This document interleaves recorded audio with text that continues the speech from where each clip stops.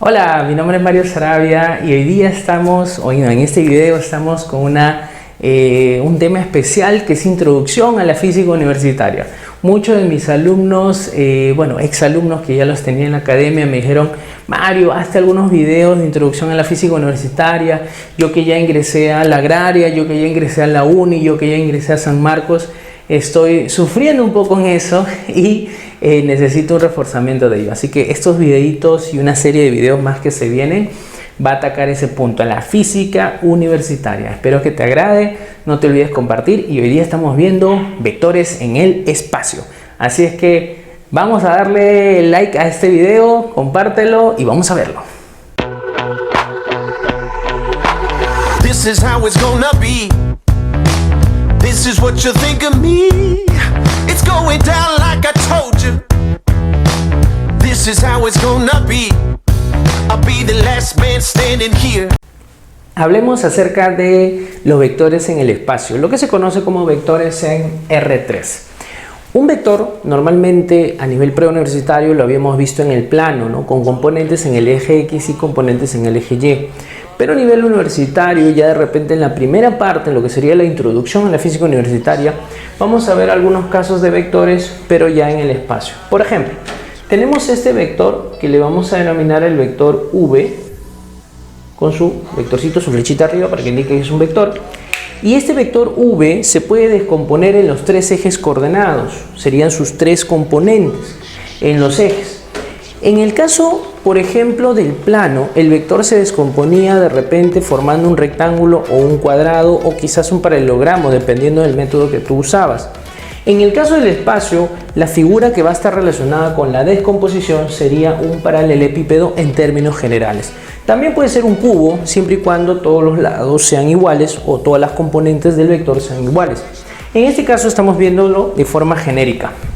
Entonces, ¿qué va a suceder? Nosotros, por ejemplo, vamos a hacer la descomposición de este vector y este vector va a tener las tres componentes que serían, en este caso, los tres lados que determinan el volumen del paralelepípedo, que serían estos tres vectores que estoy dibujando por acá. Ahí.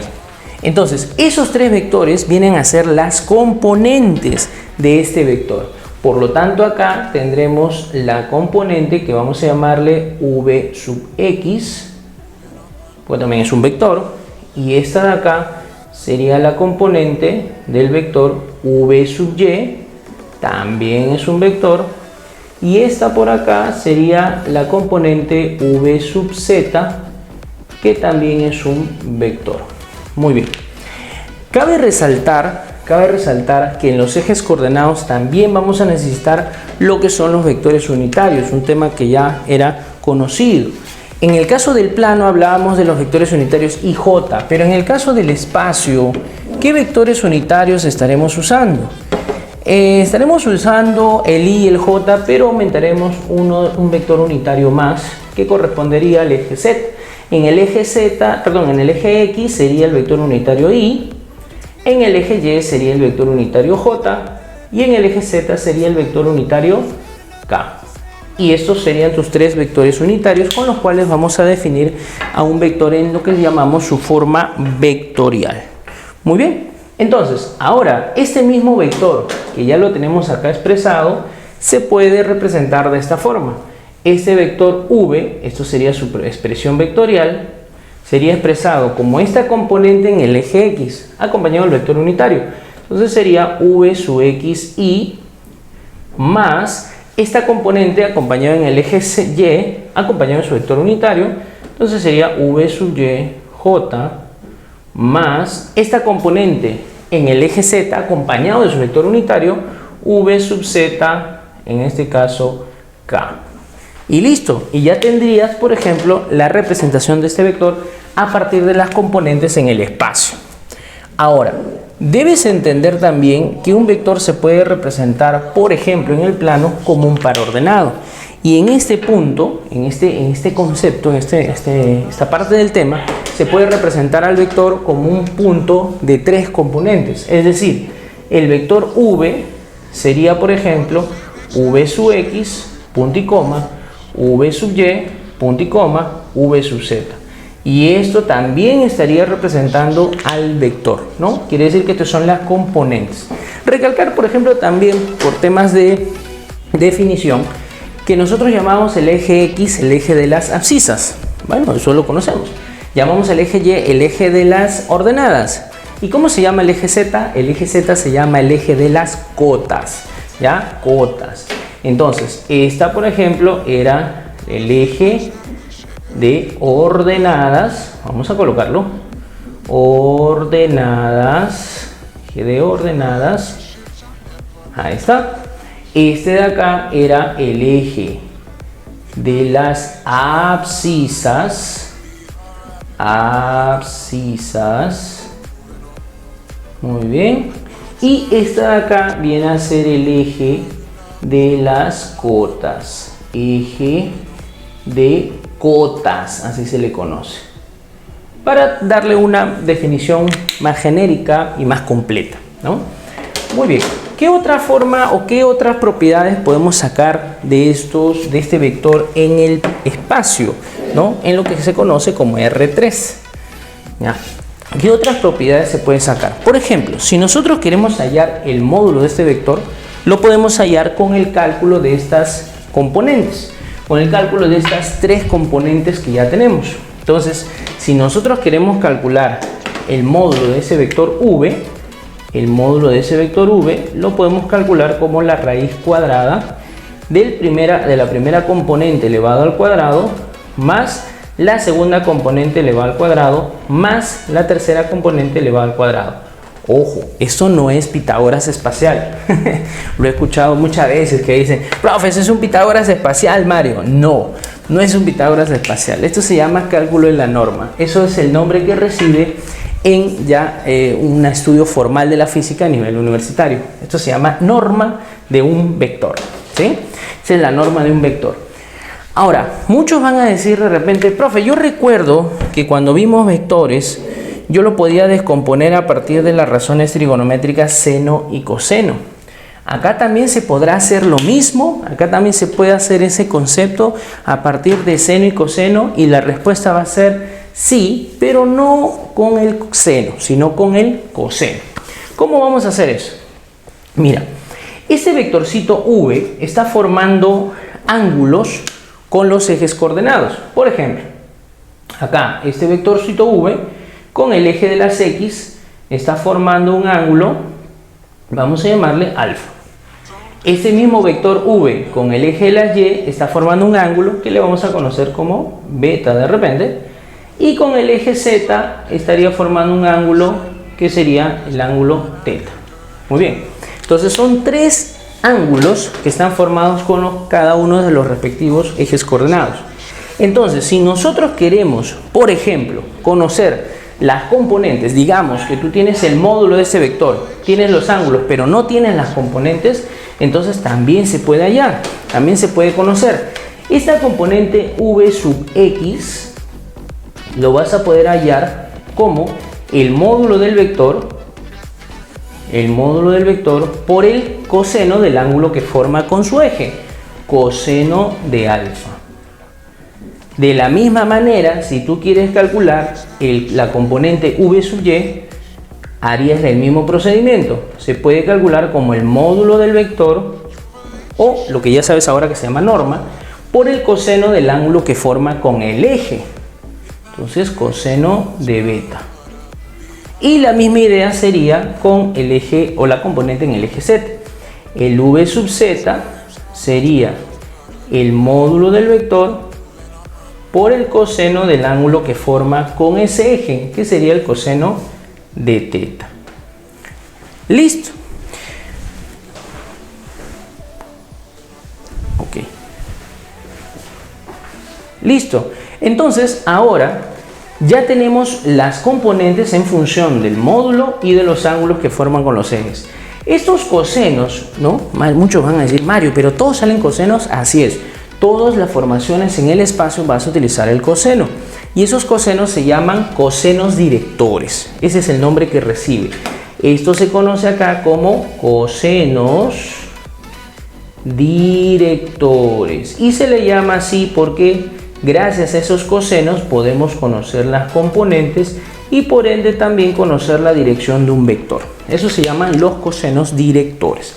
Ahora, acá hay una relación muy importante para los cosenos directores porque puede ser que en un problema te dan dos ángulos y no te dan el tercero. Sin embargo, se puede hallar una propiedad que viene del curso de trigonometría, que es coseno de alfa elevado al cuadrado más el coseno de beta elevado al cuadrado más el coseno de teta elevado al cuadrado, y esto vale 1. No te preocupes si es que de repente por ahí un ángulo es agudo, el otro es obtuso y el otro ángulo es agudo. No hay una relación entre los ángulos, pero sí hay una relación entre sus cosenos. Así es que obviamente acá tenemos que conocer un poco de trigonometría en cuanto a la relación de razones trigonométricas del coseno para que podamos reemplazar en esta última expresión que hemos visto para los cosenos directores. Esto ya difiere un poco de lo que se había trabajado en vectores en el plano, donde solamente nos preocupábamos en dos componentes, de repente el método del paralelogramo, ley de cosenos, método del polígono. Acá ya involucra otros cálculos en la matemática. Veamos una aplicación para que esto quede mucho mejor, para que se entiendan de la mejor manera, y vamos a ver un problemita de este tipo de nivel universitario. Vamos a ver una aplicación de los vectores en el espacio y cómo usamos esos cosenos directores. Un ejercicio bastante sencillo como para entender, y obviamente vamos a ir poniéndole más nivel a medida que vamos avanzando. En esta pregunta, en este ejercicio que lo estás visualizando en tu pantalla, dice: el vector de módulo 6 unidades que hace un ángulo de 60 grados con el eje más z y de 120 grados con el eje x negativo, ¿cuál es? ¿No? O sea, ¿cuál es ese vector? Entonces, nos están diciendo que el vector tiene 6 unidades, podemos poner por acá 6 unidades, ¿sí? Y que está formando ángulos, ¿no? En este caso, con el eje más z está formando un ángulo de 60 grados. Entonces, podríamos decir que este ángulo que está formando por acá, este ángulo, esto es de 60 grados con el eje más z. Pero luego dice que también está formando 120 grados con el eje menos x, ¿no? Si he dibujado x, y, z, entonces el eje menos x sería el opuesto al x. Por lo tanto, este ángulo que está por acá sería de 120 grados. Muy bien. Ahora, ¿qué información nos da eso? Hay que analizar rápidamente. Como está formando un ángulo obtuso con el eje menos x, quiere decir que está formando un ángulo agudo con el eje más x, 60 grados. Quiere decir que la componente de este vector en el eje x es positiva. ¿Por qué es positiva? Porque está orientado hacia ese eje. Siempre vas a tomar como referencia el menor ángulo. Bueno, ahora tú vas a decir: profe, yo recuerdo de los cosenos directores que ya necesitábamos tres ángulos, ¿no? Tengo uno que está formando con el eje z, tengo el otro que está formando con el eje x y me estaría faltando el ángulo que está formando con nuestro eje y, que podría ser este ángulo que está por acá, vamos a llamarle teta. Muy bien, entonces lo que nosotros queremos es el vector expresado en su forma vectorial con los vectores unitarios i, j y k, lo cual todavía no lo tenemos. Entonces lo que vamos a hacer primero es utilizar la propiedad de los cosenos directores. La parte A de este problema, vamos a llamarlo así, sería decir que el coseno de 60 elevado al cuadrado más, ¿no? Coseno de 60, el 60 que forma con el eje z, más el coseno de 60 grados elevado al cuadrado otra vez. Y tú vas a decir, ¿cuál es el otro 60? El 60 que forma con el eje x. El dato original era que formaba 120 con el eje menos x, pero estamos usando el menor ángulo porque en ese sentido estaría en la dirección. Tu pregunta puede ser: Mario, ¿cambia si me equivoco y pongo 120? En este caso, matemáticamente no va a cambiar, porque el coseno de 120 es menos un medio elevado al cuadrado, va a ser lo mismo que el coseno de 60 elevado al cuadrado. Pero cuando tú expreses en su forma vectorial, sí es importante si esta componente es positiva en el eje más x o negativa en el eje menos x. Por eso es que de una vez asumo este ángulo, ¿no? Que me está indicando que la componente está en el eje más x. Muy bien, sigamos con la propiedad. Más coseno, y acá encuentras el otro ángulo que te faltaba, que es el ángulo que forma con el eje y, coseno al cuadrado de teta, y esto te va a dar 1, ¿no? Esto de acá, coseno al cuadrado de 60, esto es un medio al cuadrado, sería un cuarto, más un medio al cuadrado, esto es un cuarto, más coseno cuadrado de teta igual a 1. Y obviamente con esto vas a sacar pues cuánto es el coseno de teta. En este caso, el coseno de teta tomas el del menor valor, o en este caso el que forma el ángulo agudo, o sea, el positivo, porque recuerda que te puede salir dos valores, ¿no? Más menos, ¿no? Voy a sacar raíz cuadrada. Este es un medio, vas a restar un medio, entonces me va a quedar raíz de 2 sobre 2. Y voy a tomar, como te digo, el valor positivo. Muy bien. Entonces, ahora sí, yo ya tengo los cosenos directores. Coseno de 60 y coseno de teta, que era raíz de 2. Entonces, la segunda parte de este problemita o de este ejercicio es hallar las componentes. ¿Cómo hallábamos la componente en el eje X? Era el módulo del vector por el coseno de su ángulo, en este caso que forma con el eje X, que es 60 grados. Si tú, repito y recalco acá la opción anterior, si tú hubieras considerado el 120, te va a salir negativo. Entonces dirías que esta componente es negativa, lo cual no te sirve mucho porque en este caso te indicaría que va hacia esa dirección. Pero cuando forma 120 grados, significa que hay un ángulo obtuso. Más bien se aleja del eje menos X y se acerca al eje más X. En otras palabras, vas a tomar el menor ángulo que esté formando con el eje, ¿ya? Por lo tanto, acá ya reemplazamos. El módulo del vector v, se me lo dieron de dato, que es 6, y el coseno de 60 es un medio, y con eso obtengo la componente en el eje X, que sería 3 unidades. Hasta ahí espero que estemos bien. Estos métodos se basan bastante en la matemática. Sin embargo, es importante para luego cuando podamos ver problemas de este tipo usando vectores unitarios, usando vectores en el espacio, para estática, para dinámica y para muchos temas más. Bueno, ya tenemos la componente en el eje X, vamos con la componente en el eje Y. Y eso sería el módulo del vector Y por el coseno del ángulo que forma. Y era el coseno de teta en este caso. Muy bien, coseno de teta. Si tú quieres, puedes colocar el ángulo acá, coseno de raíz de 2 sobre 2, eso sería pues en este caso 45 grados si quieres, pero si no lo puedes dejar así. No nos pedían el ángulo, sino más bien nos piden el vector expresado en su vector unitario, así que no es tan necesario por el momento. Entonces el módulo de v sería 6 por el coseno de teta, que es raíz de 2 sobre 2, y eso nos va a dar el 3 raíz de 2. Listo. La componente en el eje Z correría la misma historia, sería el módulo del vector v por el coseno del ángulo que forma, y el ángulo que sí forma con el eje Z, eso sí nos lo dieron, que fue 60 grados. Entonces sería 6 por un medio, y esto sería 3. Y nada más, ya tienes todas las componentes. Recuerda que a nosotros nos estaban pidiendo cuál es ese vector, el vector v. Entonces por acá damos respuesta, puede ser acá, vamos a dar respuesta de cuál sería nuestro vector v expresado en su forma vectorial. La componente en el eje X es 3, entonces acá puedes poner 3i. La componente en el eje Y es 3 raíz de 2, entonces acá 3 raíz de 2j. Y la componente en el eje Z sería 3, entonces acá serían 3 veces k. Y como nos han dicho en unidades, entonces acá también voy a ponerle unidades, porque puede representar velocidad, puede representar fuerza, cualquier magnitud vectorial expresado en el espacio, ¿ya? Muy bien, entonces este es un ejercicio aplicativo acerca de los cosenos directores, acerca de un vector en el espacio. Espero que te haya gustado, ayúdame a compartir esta publicación.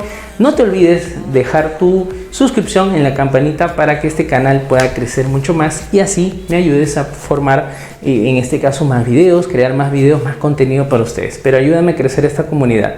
Muy bien, espero que les haya gustado y muy pronto seguiré publicando más videos de física universitaria. En este caso todavía estamos en introducción a la física universitaria para que más gente se pueda beneficiar, ¿ya? Cuídense mucho, les sigo un montón y ahí nos estamos viendo.